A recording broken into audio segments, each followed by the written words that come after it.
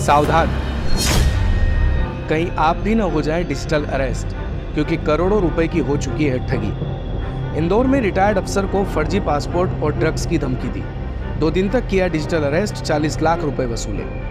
नोएडा के सेवानिवृत्त जीएम को 24 घंटे डिजिटल अरेस्ट कर 52 लाख रुपए ठगे। गाजियाबाद में 32 घंटे तक युवक को डिजिटल अरेस्ट करके 7 लाख रुपए की ठगी की।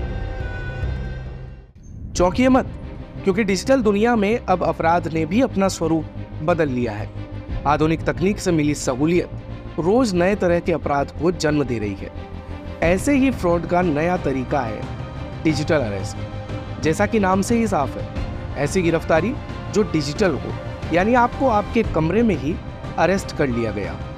साइबर क्राइम का ये बिल्कुल नया तरीका है, जिसमें स्कैमर्स पुलिस, सीबीआई या कस्टम का अधिकारी बनकर आपको कॉल करते हैं और डरा धमका कर आपको घर पर ही बंधक बना लेते हैं। इस तरह के स्कैम को डिजिटल हाउस अरेस्ट भी कहते हैं। तो आज के खास एपिसोड में हम आपको डिजिटल अरेस्ट और इससे बचने के उपाय के बारे में डिटेल में जानकारी देंगे। ये खबर आपको देखना इसलिए भी जरूरी है क्योंकि भारतीय रिजर्व बैंक बताता है कि वित्त वर्ष 2023 में करीब 30,000 करोड़ रुपए से ज्यादा के बैंक फ्रॉड रजिस्टर किए गए हैं। आइए सबसे पहले ये समझते हैं कि आखिर डिजिटल अरेस्ट क्या है और कैसे काम करता है। तो डिजिटल अरेस्ट में स्कैमर्स एक ऐसा सेटअप बना लेते हैं जिसमें लगता है कि वो पुलिस स्टेशन से बात कर रहे हैं। साइबर अपराधी पीड़ित को कॉल करके कहते हैं कि आपके फोन नंबर, आधार, बैंक अकाउंट से गलत काम हुए हैं। वो गिरफ्तारी का डर दिखाकर पीड़ित को घर पर ही कैद कर लेते हैं और उन्हें पैसे देने के लिए मजबूर कर देते हैं।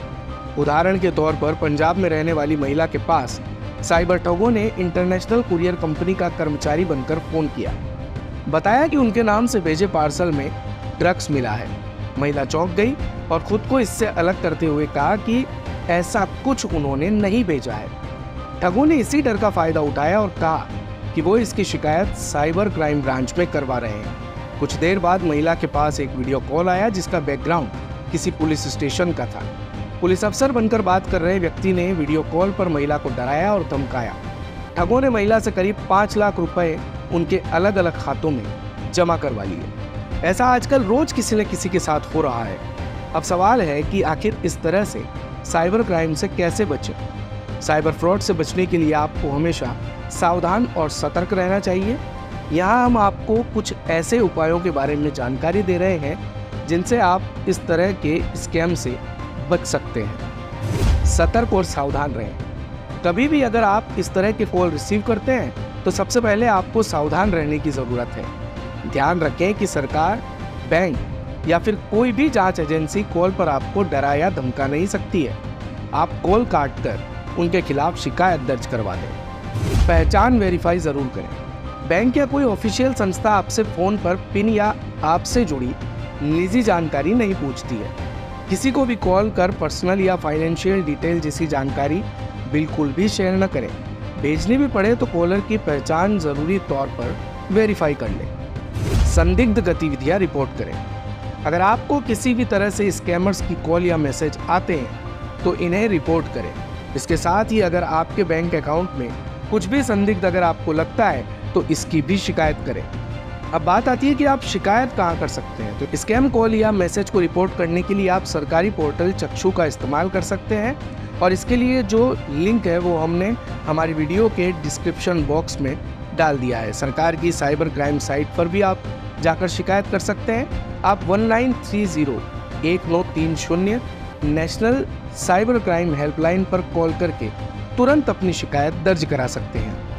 डिजिटल अरेस्ट हमारी तेजी से डिजिटल होती दुनिया में एक बढ़ती हुई चिंता है, लेकिन सही सावधानी बरतकर आप अपनी डिजिटल उपस्थिति को सुरक्षित रख सकते हैं।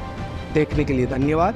ऐसी ही तमाम जानकारियों के लिए लाइक और सब्सक्राइब करना न भूलें और इस वीडियो को अधिक से अधिक शेयर करें ताकि आपके परिवारजनों और परिचितों को नए तरह के साइबर क्राइम की जानकारी मिल सके और वो सतर्क रहें। कल इसी समय पर मिलते हैं ऐसे ही एक अन्य क्राइम पर हमारे भारत कवरेज चैनल में एक नई जानकारी के साथ। दिन भर की सारी अपडेट्स के लिए सब्सक्राइब करें भारत कवरेज को और हाँ, बेल आइकन दबाना ना भूलें ताकि आप रहें अपडेटेड हमेशा।